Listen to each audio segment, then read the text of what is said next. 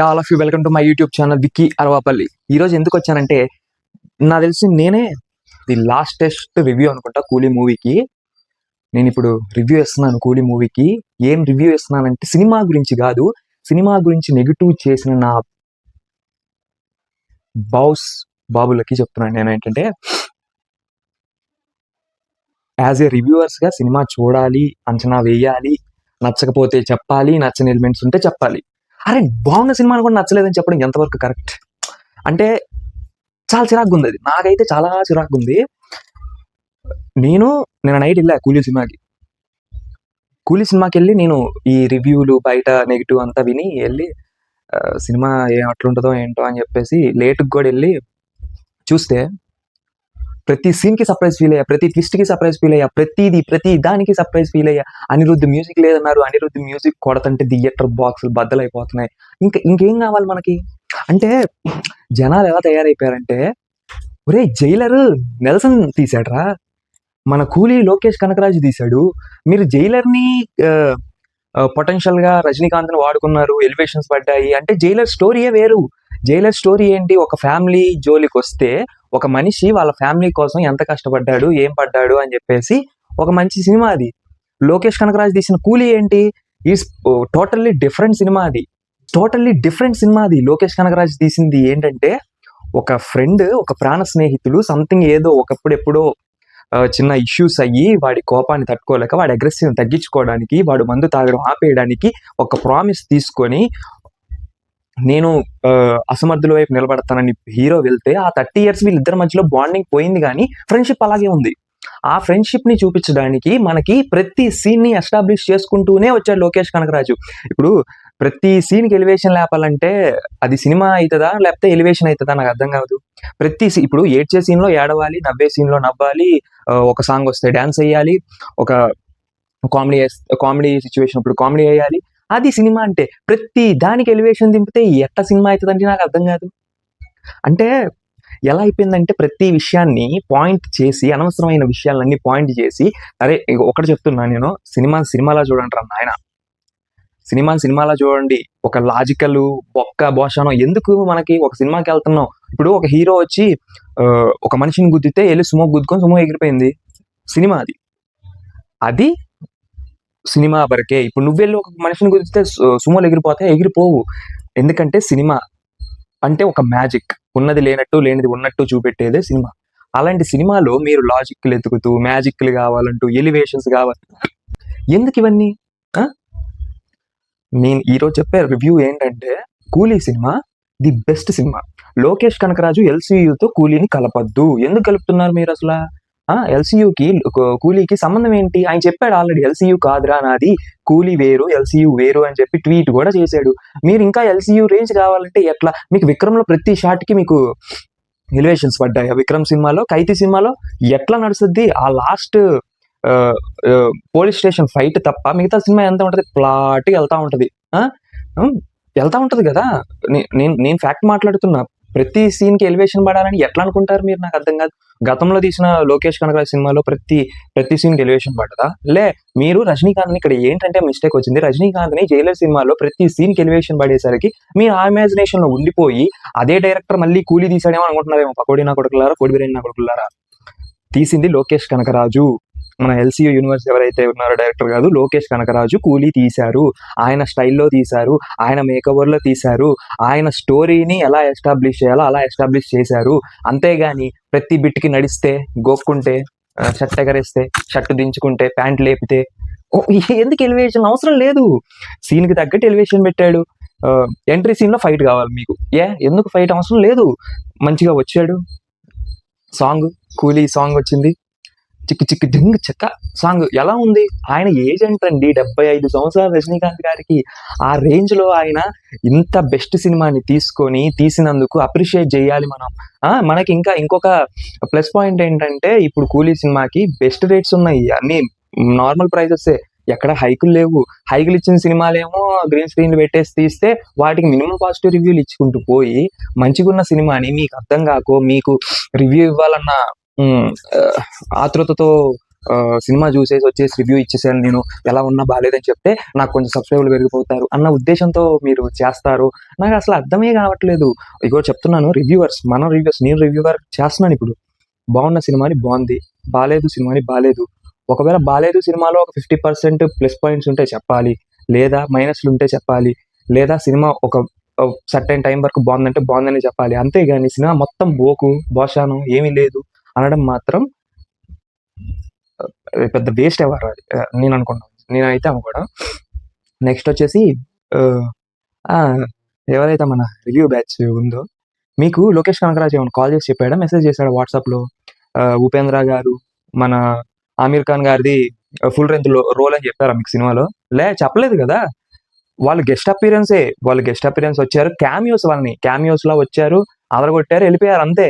మీకు full length రోలు ఉపేంద్ర గారు అదరగొట్టారు, అమీర్ ఖాన్ గారు అదరగొట్టారు అని మీకు ఎక్కడ ఆడియో లాంచ్ లో కూడా చెప్పలేదు కదా. మీరు క్యామియోలు అంతే. అవి పెద్ద క్యారెక్టర్స్ ఏం కాదు, అవి రోల్స్ కాదు, క్యామియోస్ అనుకుంటే బెస్ట్ అని ఒకడు అన్నాడు. ఒరే, క్యామియోస్ అనుకుంటే బెస్ట్ ఏంట్రా, అవి క్యామియోసే. ఏం చూస్తున్నావురా? ఒక సినిమాలో 10 నిమిషాల సీన్ లో ఒక మనిషి ఉన్నాడంటే అది క్యామియో అవుతుందిరా. సినిమా మొత్తం ఉంటే అది ఫుల్ లెంత్ రోల్ అవుతుంది. అంటే మీకు సినిమాలు చూసి చూసి నాలెడ్జ్ ఎక్కువైపోయి బాగున్న సినిమాలు కూడా బాగాలేదని చెప్పేసి అంత బ్రెయిన్లు అయిపోయినాయి మీ అందరికి. అది ఈరోజు కూలీ నేను చూశాను. కూలీలో ది బెస్ట్ థింగ్స్ ఉన్నాయి, బెస్ట్ సినిమా, బెస్ట్ ఎమోషన్స్ అన్ని క్యారీ చేశాడు. రజనీకాంత్ గారి లుక్స్ కేక, పడాల్సిన టైంలో ఎలివేషన్ పడింది, సూపర్. ఉపేంద్ర గారు దిగాల్సిన టైంలో దిగాడు, సూపర్. అమీర్ ఖాన్ గారు దిగాల్సిన టైంలో దిగాడు, సూపర్. నాగార్జున గారిది ఏమీ లేదన్నారు, నాగార్జున గారిది కూడా సూపర్. ఆయన ఇచ్చిన రోల్లో బెస్ట్ చేశాడు. ఆ సినిమాలో ఒక 2 క్యారెక్టర్, మలయాళం నుంచి ఒక అబ్బాయిది ఒక అమ్మాయిది, వాళ్ళిద్దరు హీరో హీరోయిన్ అంటున్నారు. మీ గాలికు బంగా, వాళ్ళు హీరో హీరోయిన్ అంటారు. మీరు సినిమా చూసారా, నిద్రపోయారా, లేదా ట్రైలర్ కట్ చూసేసి సినిమా రివ్యూలు ఇచ్చేస్తున్నారా? నాకు అర్థం కావట్లేదు. వాళ్ళ ఫ్రెండ్ చచ్చిపోతే వాళ్ళ ఫ్రెండ్ కూతుర్ని కాపాడడానికి, వాడి కూతురు ఎవడో తెలుసుకోవడానికి ఒక మనిషి చేసే ఇన్వెస్టిగేషన్, వాళ్ళ ఫ్రెండ్ కూతుర్ని కాపాడుకునే ఒక ప్రయత్నం, అది కూలీ సినిమా అనేది. దీనిని మీరు నా లఫూట్స్ అని చెప్తున్నాను, బాలేదు అంటే ఎందుకు బాలేదు? ఏ సర్టైన్ సీన్ బాలేదా, సర్టైన్ ఎమోషన్స్ పండలేదా, అది చెప్పాలి. వేరే డైరెక్టర్ తీసిన సినిమాలో ఎలివేషన్స్ పడ్డాయి, ఈ డైరెక్టర్ తీసిన సినిమాలో ఎలివేషన్ పడలేదంటే అది నెల్సన్ స్టైల్ అబ్బా, ఇది లోకేష్ కనకరాజ్ స్టైలు. ఇప్పుడు మనకి క్లాస్లో సబ్జెక్ట్స్ ఉంటాయి, సైన్సే, సోషలే, హిందీయే, తెలుగే, ఇంగ్లీషే. అంతేగాని సోషల్లో తెచ్చి ఇంగ్లీష్ చెప్పలేడుగా, మ్యాథ్స్లో తీసుకెళ్ళి సైన్స్ చెప్పలేడుగా, తెలుగు తీసుకొచ్చి ఇంగ్లీష్ చెప్పలేడు కదా. ఏ సబ్జెక్ట్ అదే, ఏ డైరెక్టర్ వాడే, ఎవరి స్టైల్ ఆడిది. కొంతమంది స్టైల్ దొబ్బక సినిమాలు దొబ్బుతాయి, వాటిని వేసుకుంటున్నాం మనం, ఓకే. కానీ బాగున్న సినిమాని బాగాలేదని చెప్పడం మాత్రం కరెక్ట్ కానీ కాదు. బాగుంది, బాలేదు అనడానికి, ఈ 2 మాటలు అనడానికి, బాగుంది అనడానికి మనకు పెద్ద పాయింట్స్ ఏం అవసరం లేదు, బాలేదు అనడానికి పాయింట్స్ కావాలి. ఆ పాయింట్స్ ఏంటంటే వాల్యుబుల్ పాయింట్స్ ఉండాలి. లఫంగ్ పాయింట్లు చెప్పేసి జైలర్ సినిమాలో సీన్కి ఎలివేషన్ పడింది, ఇందులో ఎలివేషన్ పడలేదు. సీన్కి ఎలివేషన్ పడడానికి స్టోరీ రాసుకుంటారా, ఎలివేషన్ సీన్స్ రాసుకుంటారా డైరెక్టర్? ఇప్పుడు RRR సినిమా ఉంది, ఫస్ట్ సీన్ ఇద్దరు ఎంట్రీ అదిరిపోద్ది, తర్వాత స్లో, వాళ్ళిద్దరు కలిసే సీన్ ఎలివేషన్, మళ్ళీ స్లో, నాటు ఎలివేషన్, మళ్ళీ slow, interval fight elevation. Time వచ్చినప్పుడు పడేది ఎలివేషన్, టైం లేకుండా పెడితే అది ఒక ఏంటది చెప్పండి, మీరే కమెంట్ చేయండి మీరు. అది ఒక ఇరిటేషన్, అది అర్థమైందా? టైం వచ్చినప్పుడు పడితే ఎలివేషన్, ఎక్కడ పడితే అక్కడ పెడితే అది ఇరిటేషన్, అది. సో నేను చెప్పే రివ్యూ ఇవ్వాలి ఏంటంటే, వాళ్ళ వీకెండ్ సండే కాబట్టి ఎవరైతే కూలీ గురించి చెత్తగా చెప్పి ఇన్స్టాగ్రామ్లో చెత్త న్యూస్లు స్ప్రెడ్ చేస్తున్నారో అన్న లఫూట్ బచ్చా బేవకూఫ్స్, నేను చెప్పేది ఏంటంటే వాళ్ళకేం చెప్పనండి, సినిమాకి వెళ్ళాలి మీరు ప్రేక్షకులు కాబట్టి మీరు చెప్తాను, సినిమా బాగుంది, వెళ్ళండి, చూడండి, మనకి బడ్జెట్ ప్రైజెస్ ఉన్నాయి, సినిమాని చూడండి, ఎంజాయ్ చేయండి, పిల్లలతో సహా అందరినీ తీసుకెళ్ళండి, మంచి సినిమా, ఎవరైనా ఎంజాయ్ చేస్తారు. 75 ఏళ్ల రజనీకాంత్ గారు ఇలా షర్టు మడతెడతంటే నరాలు నిక్క పొడుచుకుంటున్నాయి. 75 ఏళ్ల మనిషి ఆయన అంత చేస్తున్నాడు. మనకి ఈరోజు 25, 30 వచ్చేసరికి అన్నీ దిగిపోయి, వంగిపోయి, జారిపోయి ఉంటున్నాం. అలాంటి పర్సన్ లిటరల్లీ కొన్ని సీన్స్‌లో డూబుని కూడా వాడలేదు రజనీకాంత్ గారు. డూబుని కూడా వాడకుండా ఆయన సొంతగా చేసుకున్న సీన్స్ అవి. అలాంటి మనిషిని మనం అప్రిషియేట్ చేయాలి. అలాంటి మంచి స్టోరీని ఈయనతో తీసినందుకు లోకేష్ కనకరాజుని అప్రిషియేట్ చేయాలి. ఆ సినిమాలో యాక్ట్ చేసినందుకు వితౌట్ ఎనీ ఈగో లేకుండా చేసినందుకు ఉపేంద్ర గారికి మనకి అప్రిషియేట్ చేయాలి. అమీర్ ఖాన్ గారు the best cutest role of the cinema Aamir Khan గారు. ఆయన తీసినందుకు ఆయన అప్రిషియేట్ చేయాలి. నాగార్జున గారు తీసినందుకు ఆయన అప్రిషియేట్ చేయాలి. మలయాళం నుంచి వచ్చి కూడా ది బెస్ట్ క్యారెక్టర్ చేసిన ఆయన మంజుమల్ బాయ్స్ ఆయన్ని అప్రిషియేట్ చేయాలి. ఒక ఆడపిల్ల ఒక లేడీ విలన్ రోల్లో తీసినందుకు ఆ పిల్లని అప్రిషియేట్ చేయాలి. ఈ సినిమాలో ప్రతి ఒక్కరిని అప్రిషియేట్ చేయాలి. ఈ సినిమాలో ప్రతి ఒక్కడికి మ్యూజిక్ ఎలివేషన్ ఇచ్చి లేపిన అనిరుద్ధిని అప్రిషియేట్ చేయాలి మనం. అంతే తప్ప మీ ఇష్టానికి మీరు వాగి బాగున్న సినిమాలు ఇది బాగాలేదని చెబితే బాక్సులు బద్దలైపోతాయి. ఒక్కొక్కడికి చెప్తున్నాను నేను. అది మొన్న నేను ఇచ్చాను ఒక సినిమాకి విఎఫ్ఎక్స్ బాగాలేదు, నిజంగా బాగాలేదు. అది సినిమాకి వెళ్ళి చూసినా బాగాలేదని చెప్తాం మనం ఎప్పుడు చూసినా. ఈరోజు కూలీకి వెళ్ళాను, బాగాలేదని చెప్పారు. ఎందుకు బాగాలేదు, నాకు టైం కుదరలేదు, అసలు ఎందుకు బాగాలేదు, ఏం లేదు సినిమాలో అని చెప్పి వెళ్ళి ప్రతి పాయింట్ని ఫోన్లో నోట్ చేసుకొని సినిమా చూసుకుంటూ ఎందుకురా సినిమాని ఇంత నెగిటివ్ స్ప్రెడ్ చేశారు వద్దు మిమ్మల్ని మాట్లాడడం కూడా వేస్ట్. సో ఫ్యామిలీ అందరూ, పిల్లలందరూ రజనీకాంత్ గారిని ఇష్టపడే ప్రతి ఒక్కళ్ళు కూలీ సినిమాకి వెళ్ళి ఎంజాయ్ చేస్తారు. లాస్ట్ అండ్ ఫైనల్ మాట ఒకటి చెప్తున్నాను. జైలర్ సినిమా తీసింది నెల్సన్, కూలీ తీసింది లోకేష్ కనకరాజు. ఈ రెండింటిని కలపకండి. ఎలివేషన్ సీన్స్ పడలేదు అని అనకండి. స్టోరీకి తగ్గట్టు ఎలివేషన్ సీన్స్ పడ్డాయి, స్టోరీకి తగ్గట్టు మ్యూజిక్ ఇచ్చాడు, స్టోరీకి తగ్గట్టు సాంగ్స్ని ఎక్కడ ఎస్టాబ్లిష్ చేశాలో అక్కడ చేశాడు. క్లైమాక్స్ ఫ్లాష్ బ్యాక్ సీక్వెన్స్ ఏదైతే 10 నిమిషాలు ఉందో పీక్స్ ఆఫ్ ది సినిమా, దానికోసం మళ్ళీ నేను రెండోసారి కూడా సినిమాకి వెళ్తాను.